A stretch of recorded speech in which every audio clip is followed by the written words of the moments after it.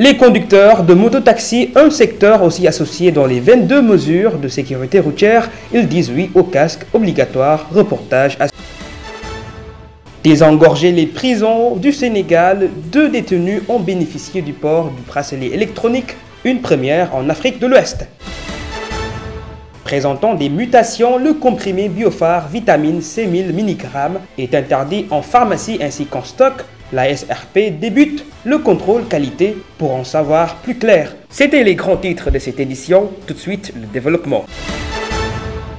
Bonsoir et bienvenue dans cette édition. Je vous l'annonçais dans les titres. Un comprimé à ne pas prendre ni acheter par voie d'automédication. Il s'agit de Biophare vitamine C1000 mg. Une alerte a été émise par l'Agence sénégalaise de réglementation pharmaceutique.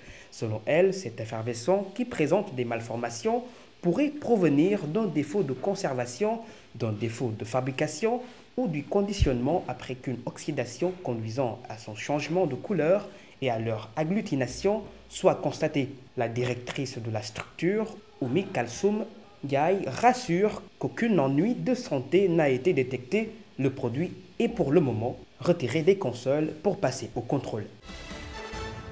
Le chef de l'État, Macky Sall, en Conseil des ministres hier, a rappelé les priorités centrées sur les 22 mesures pour la sécurité routière en mémoire des victimes. Un mercredi, 3e jour de deuil national, il a prononcé ses sincères condoléances. Les recommandations du Haut Conseil des collectivités territoriales, le foncier et la modernisation des marchés sont évoqués. Le communiqué avec Basile Mané. Le premier conseil des ministres de l'année 2023 s'est déroulé dans une atmosphère de tristesse suite à l'accident qui a causé plus de 40 morts et 100 blessés graves à Sikilo, plus précisément dans le département de Kaffrine. À l'entame de sa communication, le président de la République Macky Sall s'est incliné devant la mémoire des victimes. Le gardien de la Constitution a salué l'élan national de solidarité et en a profité pour remercier les pays et personnalités étrangères qui ont compati aux tragédies routières que le Sénégal n'a jamais enregistrées. À cet effet, le chef de l'État a reposé la problématique du comportement global de la société face à la recrudescence des accidents de la route.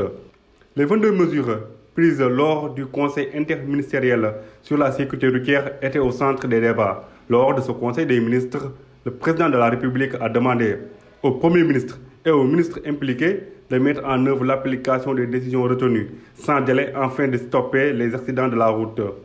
Une réunion spéciale sur le renouvellement prioritaire des parcs automobiles de transport en relation avec les organisations de transporteurs et de chauffeurs est souhaitée par le président de la République Macky Sall dans les jours à venir.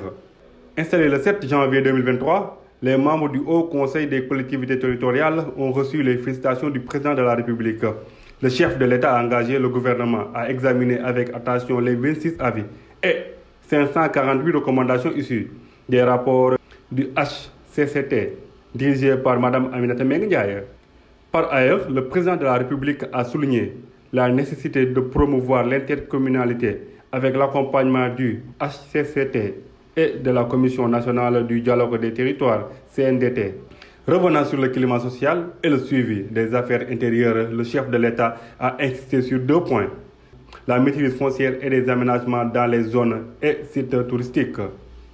La modernisation de la sécurisation des marchés, espaces commerciaux. Par ailleurs, le président de la République a demandé au ministre de l'Intérieur de veiller à la fonctionnalité et à la mise aux normes des dispositifs de protection civile dans les marchés et espaces commerciaux. Enfin, le président de la République a félicité le gouvernement pour les efforts de relance de l'activité économique. Je l'évoquais tout à l'heure dans les grands titres, s'ils sont d'avis du port du casque, un geste, un comportement obligatoire, selon la mesure 16 de la sécurité routière, les conducteurs de motocycles souhaiteraient un cadre réglementaire qui prendrait en compte le secteur des taxis-motos qui s'élargit. Nos reporters Alioune Badara Ndiaye et Modou Diouf étaient allés à leur rencontre ce matin. Reportage. Ange de la mort qui tue au même titre que l'ange de la mort. Les mototaxis communément appelés Jakarta sont souvent la cause principale des accidents de la circulation. Une situation avec des facteurs déterminants. Les accidents sont très fréquents aujourd'hui. Les responsabilités sont partagées entre nous, conducteurs de moto, et les chauffeurs de voitures qui rivalisent sur la route au prix des vies humaines. C'est le comportement irresponsable qui détient sur la route. Et bonjour les dégâts. Ces insuffisances à bannir encombrent la responsabilité des conducteurs. Ces moyens de transport à usage public sur la route qui peuvent présenter une récurrence d'infractions, autres certains principes fondamentaux. Première chose, ils sont très indisciplinés, ces conducteurs. Ils ne savent pas où rouler. Le code de la route n'en parle même pas. C'est très risqué de les prendre. J'ai fait un accident avec une moto récemment. J'en suis une victime avec cette blessure à la main. Pour faire face à la recrudescence de ces accidents, l'État a pris 22 mesures dont le port obligatoire de masque du conducteur et de son client. Des mesures approuvées par ce Jakartaman. C'est une décision salutaire parce que même si cela n'arrête pas les accidents, elle va nous permettre de ne pas avoir de graves blessures. Et j'espère bien que nous, usagers de mototaxi, nous allons vraiment la respecter. Toutefois, ces conducteurs de mototaxi demandent à l'État de prendre des mesures pour régulariser ce système qui emploie des milliers de jeunes à travers l'ensemble du territoire national pour régler le problème.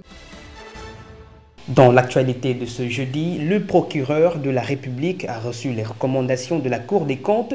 La gestion financière du fonds Force Covid-19 sera étudiée selon la loi organique respectant un processus de traitement. Dans la phase initiale du rapport, 12 informations relatives à des irrégularités de surfacturation, des incohérences de chiffres ont été remises au garde des Sceaux Ismaïla Madior Fall le 29 décembre passé.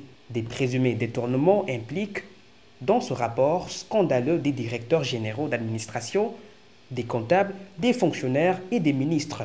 Toute impunité est rejetée par la société civile et l'opposition. Évoquons de cette triste nouvelle qui nous est parvenue, le monde des finances et assurances est endeuillé par le décès du financier Pathé John, fondateur du groupe Sunu, un monument de la finance africaine, car c'est ainsi que l'agence de presse sénégalaise, dans sa parution ce matin, l'a décrit. L'octogénaire avait réussi, grâce à son expertise, à rassembler 15 compagnies d'assurance réparties dans 9 pays d'Afrique. Un parcours élogieux, estudiantin, lui a valu un mérite consacré partout, d'abord à AXA, ex-Union des assurances de Paris en 1984. Dans sa vision globale du développement endogène, la naissance du groupe Sunu est devenue la marque de leadership africain. Pathé John est décédé ce jeudi à Paris à l'âge de 81 ans. Une autre actualité à la une, le bracelet électronique est utilisé pour la première fois au Sénégal et en Afrique de l'Ouest. Hier, le tribunal de Pékin, Guédiawaye, en a bénéficié à 2 détenus inculpés. Ce dispositif, intégré par le ministre de la Justice sous la responsabilité du Centre de surveillance électronique, inauguré en novembre. Cette alternative à la détention pour ces 2 détenus est prévue depuis la réforme du Code pénal en 2020. Objectif, désengorger les prisons. Ces personnes soumises à ce dispositif sont inculpées pour association de malfaiteurs, tentative d'escroquerie et usage de faux dans un document administratif. Cette décision n'enfreint guère la continuité de l'instruction dans cette affaire. 1000 autres bracelets sont déjà disponibles et intégrés dans ce programme carcéral. Sadio Mané reprend ses entraînements au centre de performance de Bayern après 2 mois d'absence suite à sa blessure.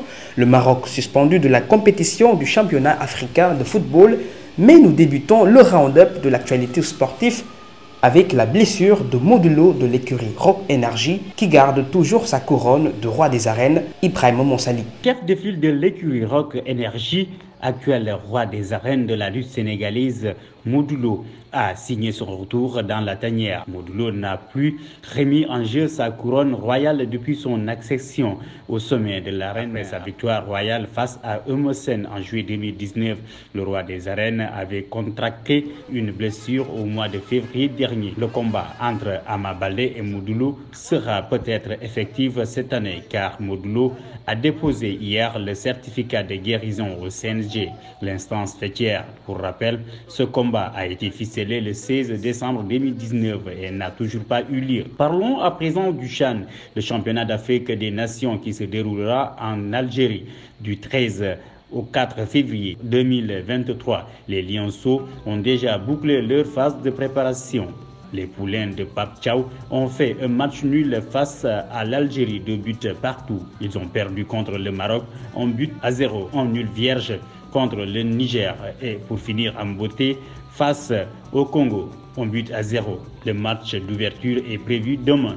Le pays hôte Algérie fera face à Libye à 19 h. Pour le programme du samedi à 13 h, Éthiopie jouera contre Mozambique. À 16 h, la République démocratique du Congo jouera contre l'Ouganda. Le Sénégal joue son premier match contre la Côte d'Ivoire le 15 janvier 2023 avant de rencontrer la RDC et l'Ouganda. Un coup dur pour la CAF. À quelques heures seulement du début de la Fédération marocaine de football a annoncé sur son site internet, a confirmé qu'elle ne participera pas au championnat d'Afrique des Nations, vainqueur des 2 dernières éditions 2018-2020 en Europe. L'international sénégalais de Bayern Munich, Sadio Mané, a signé son retour après quelques mois de blessure. Il s'entraîne actuellement au centre de performance du Bayern.